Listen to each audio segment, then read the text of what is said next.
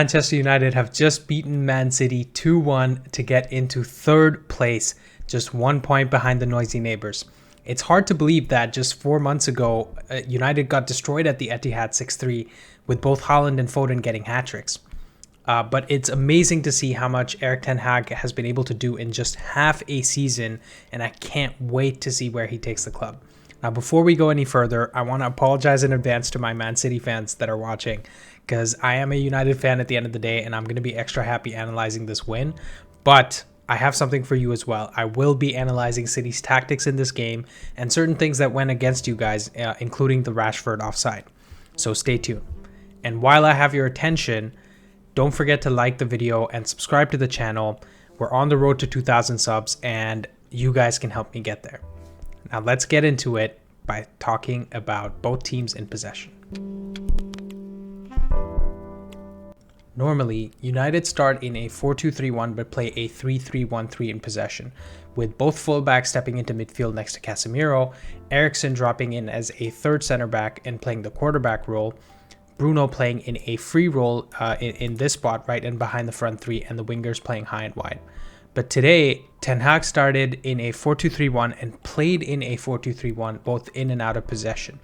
And we basically had Rashford and Bruno high and wide on the left and right hand side, Martial occupying the two center backs of Manchester City, and then Eriksen, Fred, and Casemiro playing a standard double pivot plus 10 just in behind them. So in these areas here, we had fullbacks more or less in line with the two midfielders, which is Fred and Casemiro, and then Shaw and Varane were holding right in behind them. And the main reason for this was that City was going to have a lot more possession, so it was important for us to be set up to have more men behind the ball if and when we lose it. And we only had 30% possession in this game, so Ten Hag not choosing to play the 3-3-1-3 for this game made complete sense. Man City started in a 4-3-3 but played a 3-2-2-3 in possession, with Haaland occupying the two center backs of United, Foden playing on the left wing occupying the right fullback, Mahrez doing the same thing on the right side, and the two most important players for Pep Guardiola's tactics for this game were De Bruyne and Bernardo Silva in midfield. They were both given more of a free role to operate in spaces as they saw fit, and De Bruyne's responsibility was more to get on both channels, help out the build-up play and try to get the ball to Haaland, whereas Bernardo was doing some of that, but mostly helping the ball progress from the midfield to the attack, or the defense to the attack. So he would occupy in these areas more.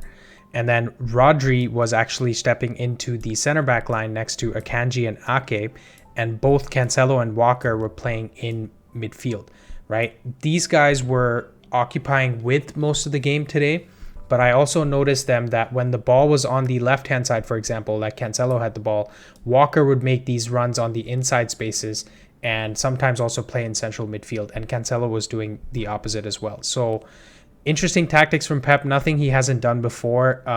Obviously the goal was to dominate the midfield and create those tiki-taka chances like he normally does with this team, but De Bruyne and Silva were kept quiet today by United, as we'll talk about in the next topic.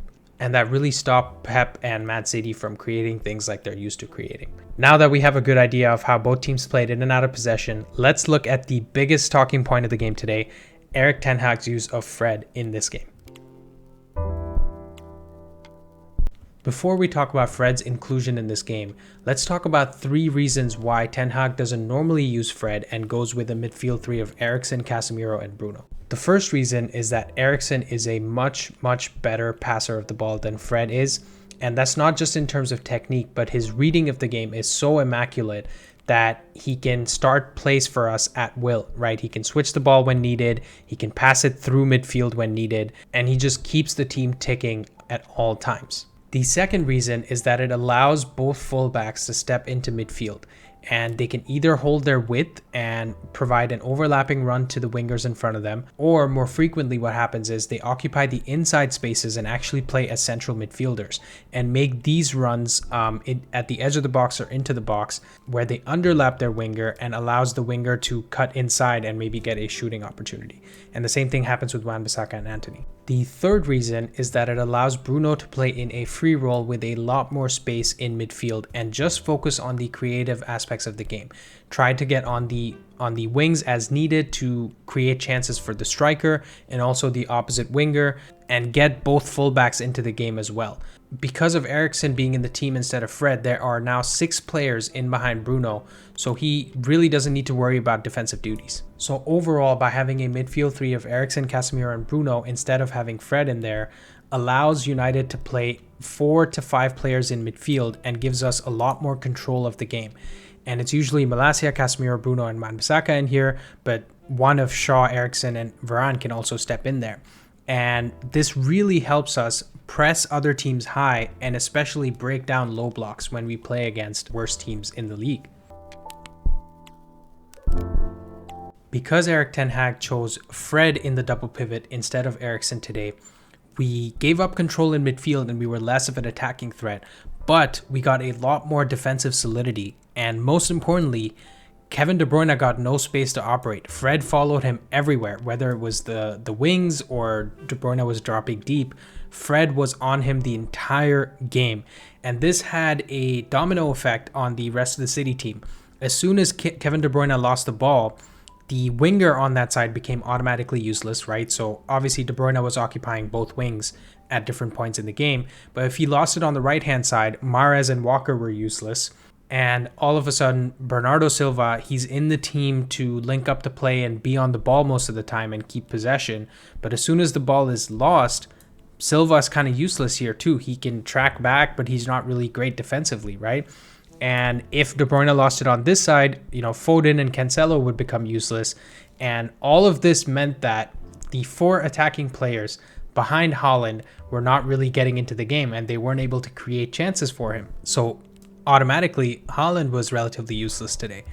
I think this was a tactical masterclass from Erik ten Hag because in the previous game that we played against City at the Etihad, United were down 4-0 at halftime. And we got 3 goals in the second half, but that was more of Man City being in second gear and being careless.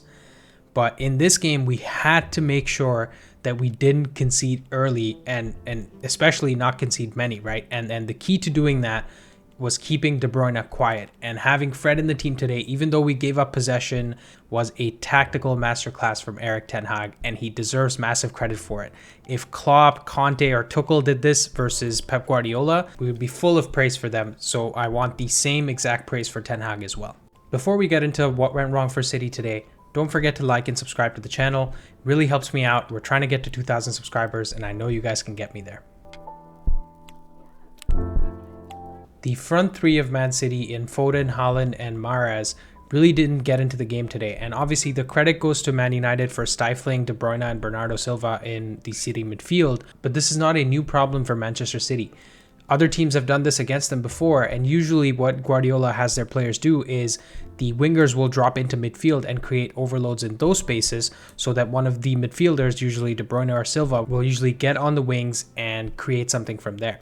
But today, I just didn't see Mahrez or Foden getting on the ball enough. They weren't providing support to De Bruyne, Silva, Walker, and Cancelo in midfield. That was a clear problem. United were clearly willing to press City and give them less space to build out from the back. Any team needs great passing and movement off the ball to beat the press, and City have this in abundance. Usually when the back 3 gets pressed, they can easily go back to Ederson, who plays a ball out to either Cancelo or Walker on the wings. Today, I just felt like the movement of their players wasn't quite there. There were some sloppy passes from Ederson, sloppy passes from Rodri, and many players just losing the ball and losing possession, right? And you saw Pep Guardiola on the sidelines just absolutely fuming at various times in the game. In my personal opinion, Pep and City would have had a lot more joy from this game by starting Grealish instead of Foden, or playing Bernardo Silva on the wing and having someone like Gundogan in midfield next to De Bruyne. This would essentially allow them to have better link-up play